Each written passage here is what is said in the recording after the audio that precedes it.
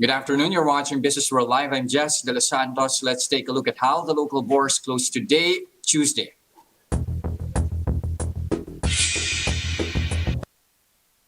The index back to its losing ways after posting some gains yesterday. Shares tumbled by 0.5% to 6,356.47.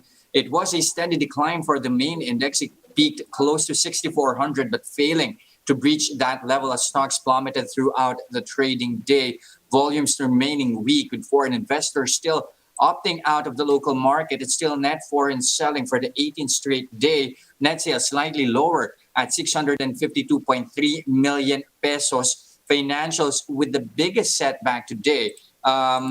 Matching the benchmark's decline at 0.5%. This follows a BSP statement that more cuts on banks' reserve ratio requirements might be in the offing. BSP Governor Ben Jokno said manageable inflation provides more room to actually make such cuts. Recall that Secretary Finance Sonny Dominguez said the Philippines is eyeing to slash inessential spending for possible sources to fund Bayanihan 3. Following that development, a number of lenders on the losing end today. You have BDO, the worst performer for the counter, down 1.1% to 104 apiece. Metrobank likewise in the red here, down by 8% to 44 pesos and 50 centavos a share. But PNB here bucking the sell-off. That's after it said that it's listing its unit PNB Holdings, which it said will allow banks shareholders to actually take part in future gains as the lender unlocks values from its property holdings. PNB, of course, okayed the distribution of the unit shares as property dividends to stockholders on record as of May 18. Looking at how PNB performed, that is up 4.8%, now at 27 pesos and 15 centavos a share.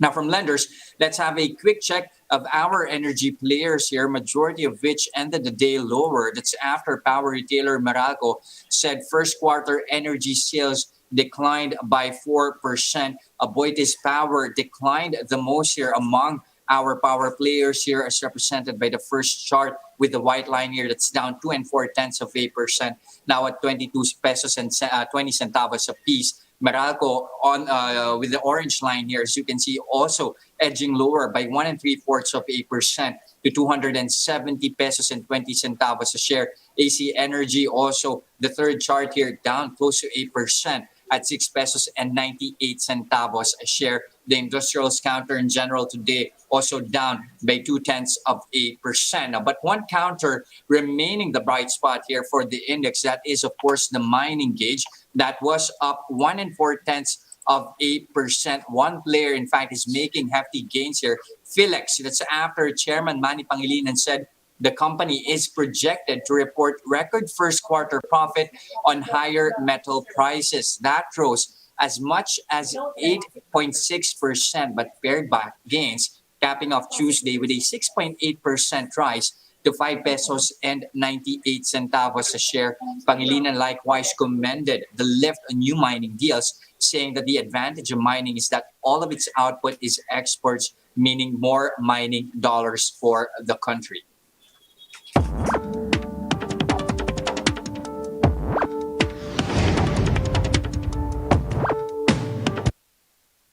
Last week, we carried here on One News a story about the spike in car repossessions caused by the pandemic. Automart.ph, a second-hand marketplace, says the rate of repos has quadrupled since 2019. And turns out that's just half the story. Motorcycles are also being returned at a rapid clip. To talk more about that, let me bring in Poch Ceballos. He is the founder and CEO of Automart and Motomart.ph. Good afternoon, Poch. Good afternoon, Jess. All right, so just how rapid are we talking about here? At what rate is repossession in motorcycles rising, and what's driving this? So for 2020, there was a temporary reprieve from paying loans just because of the Bayanihan Act. However, come 2021, now a lot of the banks and financing companies are actually ramping up on the repossession. So we're talking probably the same rate, about 4 times more than versus 2019 as well.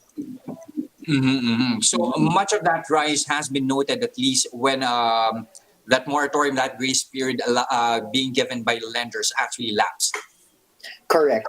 That happened sometime in January, and now I guess the lenders have no choice but to take back their assets and get them repossessed again.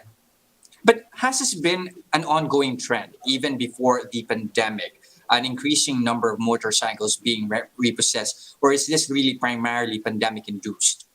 I would say it's primarily pandemic induced. There has always been some level of repossession. It's never been at zero, of course. However, the pandemic has just increased the rate of repossessions. I guess a lot of people were counting on a lot of money coming in, but due to the loss of jobs that the pandemic also gave us, as well as the slowdown of businesses, business in general, but also even businesses that require motorcycles, then there really was a lot of repossessions that happened, Mhm. specifically starting January of this year. Okay, a bad loan's not expected to taper off anytime soon. You have a number of projections expecting that to come in higher, at least for the remainder of the year. Should we be expecting more delinquencies then in the future? Um, th- Hopefully not. However, it does seem likely that this trend will still at least keep steady. I wouldn't say that it will increase even further, or at least I hope not, but it won't go down anytime soon. Do you have at least projections for at least for the first quarter of the year, since we're already here at the we're nearing at least the mid of the first half of the year? Sure. Um, right now, as you can see, this particular warehouse is already at about 1,000 motorcycles. There are talks to double or even triple this warehouse, so that we're expecting another, doubling or tripling of the repossessions, Mhm. at least for the next 6 months. Okay, wow, double or triple at least in the next 6 months is quite huge there. But we're talking about reselling now. What price range are we talking? At least for the motorcycles that are being repossessed, what price range are we talking about here, and how much below market value are they being sold for? So, because of the increase of supply of repossessed units, we can see discounts ranging from 30 to even 50% versus brand new prices. So, it is a pretty good time to be buying repossessed cars. You would be helping put back these assets back on the roads, as well as getting a good deal out of it versus buying brand new. Well, Poch, of course, the expectation is that majority of the units are being acquired for Mhm. pandemic-related services, especially delivery. But how many units do you get to sell now? At least a trend that you are seeing. Um, so, I would say, as an industry, there are hundreds being sold every single week as well, but the rate of repossession at this time is still higher versus the rate that the repossessed vehicles can be disposed of, Mhm. by a factor of maybe three as well. And again, I'm hoping that this uh, evens out or levels out very, very soon. Well, that also puts into question the sustainability of the business. There's still a strong appetite here for repossessed motorcycles.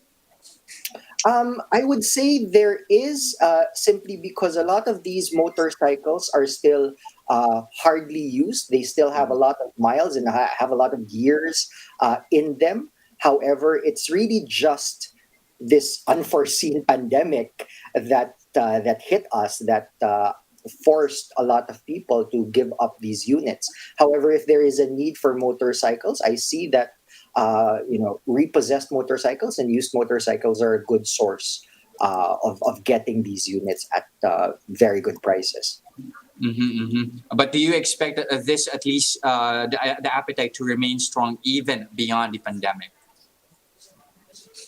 Um, be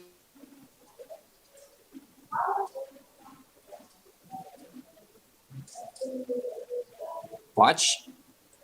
Okay, I think we're having some connection problems here with Poch. We'll try to get back to him, but so far he did mention that at least there has been a steady increase when it comes to repossessed motorcycles here. They're looking at numbers increasing by fourfolds at least. But again, he did say as well that the rate of reselling motorcycles is not as high compared to the number of motorcycles that are being brought into their warehouses. In fact, though, they are still looking at further expansion here, talking about at least in the next 6 terms, adding 2 to 3 warehouses to at least accommodate more of the demand. Again, that was Poch Ceballos, founder of Automart.ph. Okay, we have Poch again here. Poch, Sorry good about afternoon. that. Can you hear me? Yes. Go. I can You hear were you now. saying earlier. Yeah.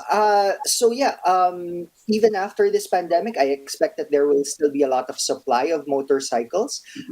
So at least for the months after this pandemic, which I hope is very, very soon, there will be enough supply. So for the budget conscious, for the practical people who don't really need a brand new motorcycle, I think that there are a lot of good deals to be had uh, with regard to used and repossessed motorcycles.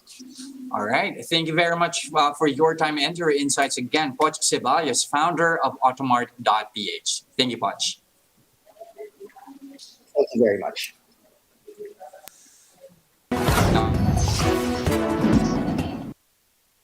Here are other headlines we're keeping our eyes on. Local hog raisers insist that there is no need to import as much as 400,000 metric tons of pork. This as demand for pork products has dwindled due to the coronavirus pandemic.